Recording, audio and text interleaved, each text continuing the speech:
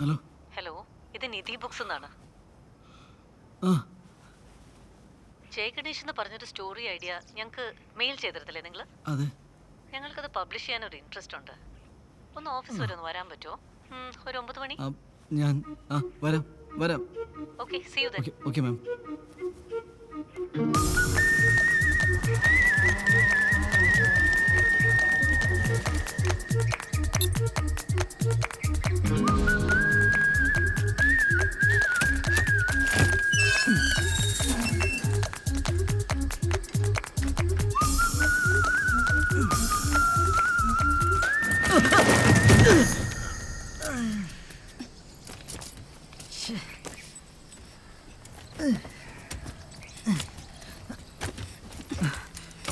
Thank you ma'am, thank you thank you. പെട്ടെന്ന് ഞാൻ balance പോയി. ഓക്കെ ആണല്ലോ അല്ലേ? ഓക്കെ ആണ്. ഓക്കെ. സോറി, ഒന്നുമില്ല കേട്ടോ. ഹലോ, അതല്ല, പിന്നെ ഈ നിധി. അതെ, ഞാനാണ്. അല്ല, നിധി ബുക്സ്. അതും ഞാനാണ്. എന്താ? അല്ല മാം, ഞാനാണ് ജയഗണേഷിൻ്റെ ഓത്തർ. എന്നോട് ഇവിടെ വരാൻ പറഞ്ഞല്ലോ. ആര്? അതിന് ഞങ്ങളിപ്പോൾ ബുക്സ് ഒന്നും പബ്ലിഷ് ചെയ്യുന്നില്ലല്ലോ. സോറി, എന്തെങ്കിലും റോങ് ഇൻഫർമേഷൻ ആയിരിക്കും. ഇതാരാ മോളെ? ആ, അമ്മയാണ് വിളിച്ചിരുന്നത്. ആൻറ്റി, ഞാനാണ് ജയഗണേഷിൻ്റെ ഓത്തർ. നിങ്ങളാണ് ഇതൊക്കെ വരച്ചത്? അതെ, ഇതാണ് ഹാർഡ് കോപ്പീസ്. മോളെ, ഇതാണ് ഞാൻ ഇന്നലെ രാത്രി പറഞ്ഞത്. നോക്കി. ജയഗണേഷ് എന്ന കുട്ടിയാണ് ഹീറോ. മറ്റേ കുട്ടികളെ പോലെയല്ല, കുറച്ച് ഡിഫറെൻ്റ് ആണ്. കഥയൊന്നും പറയണ്ട. അമ്മയോട് ഞാൻ എത്ര തവണ പറഞ്ഞിട്ടുണ്ട് ബിസിനസ് കാര്യങ്ങളിൽ ഇടപെടരുതെന്ന്. നീയാണോ തീരുമാനിക്കുന്നത്? തൽക്കാലം ഞാനാ തീരുമാനിക്കുന്നത്. വയ്യാത്ത ആളെ ഇവിടെ വരെ വരുത്തി ബുദ്ധിമുട്ടിച്ച്. ഒരു മോനെ, നമുക്ക് അകത്തിരുന്ന് സംസാരിക്കാം. വാ. It's okay ma'am. എൻ്റെ ആ പുസ്തകങ്ങളൊക്കെ ഒന്ന്. ഞങ്ങൾക്ക് ഒന്നുകൂടി ആലോചിക്കാനുണ്ട്. ഇതിവിടെ വെക്കുന്നതിൽ വിരോധമൊന്നുമില്ലല്ലോ. Sorry for wasting our time. എടി, നീ ഇത് നോക്കിയോ? നോക്ക്, നിന്റെ അച്ഛൻ്റെ അതേ വരാ. നോക്ക്, തുമ്പിയുടെ ലാസ്റ്റ് ലക്കത്തിൽ അച്ഛൻ ഇതുപോലൊരു സംഭവം വരച്ച ഓർമ്മയുണ്ടോ?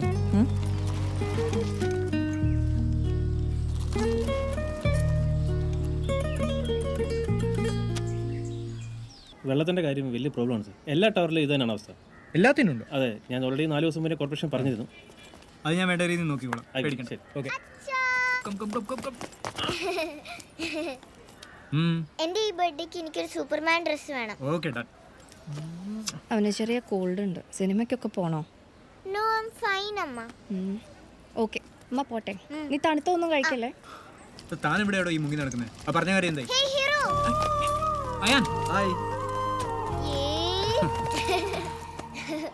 നീരാളി മീഡിയല്ലേ, അതിലത്തെ സ്റ്റാഫാ. ഈ വീക്കെൻഡ് ഞാൻ എന്റെ അച്ഛൻ്റെ കൂടെയാണ്. ആണോ? ഞാൻ എൻ്റെ നാട്ടിൽ പോവാ. ഹീറോ, എന്റെ പുതിയ കൊട. ഹായ്. പുതിയ അംബ്രല്ല കൊള്ളാലോ. അയാൻ, നമുക്ക് ഇറങ്ങണ്ടേ? ഇന്ന് 150 കിലോമീറ്റർ സ്പീഡിൽ പോണം കേട്ടോ. ഇതുപോലെ നിങ്ങളുടെ നീരാളിയിൽ ന്യൂസ് ആയിട്ട് വരുമോ? അതിന് ഓവർ സ്പീഡിന് സാറിന് പിഴയല്ലല്ലോ, നാട്ടുകാർക്കല്ലേ പിഴ. എന്നാ ശരി, എന്നാ നമുക്ക് പോവാം. വെയിറ്റ്. അയാൻ, എന്താ? Keep this. മഴ വരുന്നുണ്ട്. എനിക്ക് വേണ്ട. വെച്ചോളൂ, ഇറ്റ്സ് ഫൈൻ. അയാൻ, ഷോ ഇപ്പോ സ്റ്റാർട്ട് ചെയ്യും.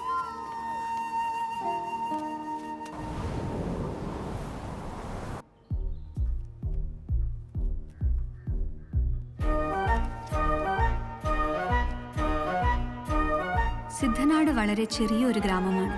മനോഹരമായ ആ ഗ്രാമത്തിലെ ഇപ്പോഴുള്ള ശാന്തത ചിലപ്പോൾ വരാനിരിക്കുന്ന എന്തോ വലിയ വിപത്തിന്റെ സൂചനയായിരിക്കാം. പക്ഷെ ഏതൊരാപത്തിനെയും പ്രതിരോധിക്കാൻ തക്ക ഒന്നിനെ പ്രകൃതി തന്നെ സൃഷ്ടിച്ചിട്ടുണ്ടാവും. ജയഗണേഷ് ഗ്രാമത്തിലെ വളരെ ശാന്തനായ കുട്ടിയാണ്. മറ്റുള്ളവരിൽ നിന്നെല്ലാം വളരെ വ്യത്യസ്തം. I think he has a skill. വളരെ റെയർ ആയിട്ടുള്ളൊരു സ്കിൽ. നമുക്ക് ഒരുപാട് കേസുകളിൽ ഉപകാരപ്പെടും. But he has to agree. അവന് കൂട്ടുകാരില്ലാതായി, ആരുമില്ലാതായി. എല്ലാവരും അവനെ കളിയാക്കി. ഒടുവിൽ അവൻ അവിടെ എത്തി, സിദ്ധ കിണറിനടുത്ത്.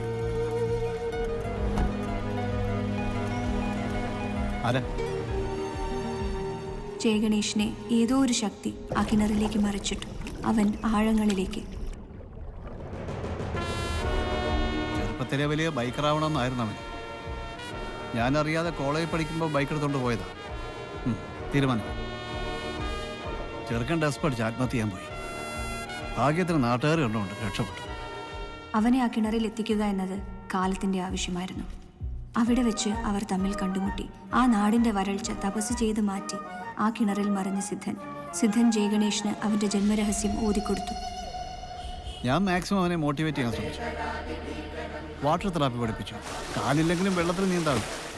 പിന്നെ ഇവിടെ അടുത്തൊരു ഇൻസ്റ്റിറ്റ്യൂട്ടിൽ മൾട്ടിമീഡിയ പഠിക്കാനും വിട്ടു. കമ്പ്യൂട്ടറിൽ ഇൻട്രസ്റ്റ് കയറി എത്തിക്കൽ ഹാക്കിങ്ങോ സൈബർ സെക്യൂരിറ്റിയോ ഒക്കെ പഠിച്ചു. അവിടെ ഒന്നിന്റെയും അവസാനമായിരുന്നില്ല, പുതിയൊരു ജയഗണേഷിന്റെ തുടക്കമായിരുന്നു. ഫൈറ്റ് ചെയ്യട്ടെ. ബാക്കിയുള്ള നാടിനെ ആക്രമിക്കാൻ പൈശാചിക ശക്തികൾ ഉടലെടുത്തു. ശത്രുക്കൾ അവന്റെ മുന്നിൽ ചാരമായി.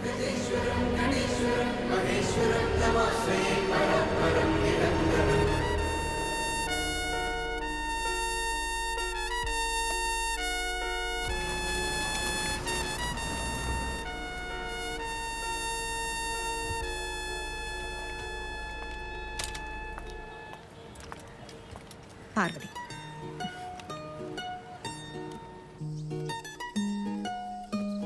അമ്മ സംഭവം പൊളിച്ചു. വെറും ഒരു കോമിക്കിനപ്പുറത്ത് ഒരുപാട് ഡയമെൻഷൻസ് ഉണ്ട്. Very deep yet very commercial. അത് ഞാൻ അപ്പോഴേ പറഞ്ഞതല്ലേ. അമ്മ അമ്മ ഒരു കാര്യം ചെയ്യ്, അയാളെ ഒന്നുകൂടെ വിളിക്കേ. അത് നീ തന്നെ അങ്ങ് വിളിച്ചാൽ മതി. ഞാനിനി അയാളെ എങ്ങനെ വിളിക്കാനാ? അമ്മ എന്തായാലും ഒന്ന് സപ്പോർട്ട് ചെയ്യാത്തെ? സപ്പോർട്ടോ? 2 സ്റ്റാർട്ടപ്പുകൾ പൊട്ടി. ഇപ്പതാ തുമ്പി ആപ്പും പൊട്ടാൻ നിൽക്കുന്നു. അമ്മ പേടിക്കണ്ട. Give me 6 months. ഈ ആപ്പ് ഒന്ന് ക്ലിക്കായ വിതിൻ 3 months മിനിമം 50 കോടിയെങ്കിലും ടേൺ ഓവർ ഉണ്ടാക്കും നമ്മള്. അതുപോലെ അമ്മ ഡോണ്ട് വറി. മാം, ഓഫീസിൽ പോസ്റ്റർ ഡിസൈൻ ചെയ്യാനായിട്ടാണ് ഞാൻ ഈ കേസ് ആദ്യമായിട്ട് കാണുന്നത്.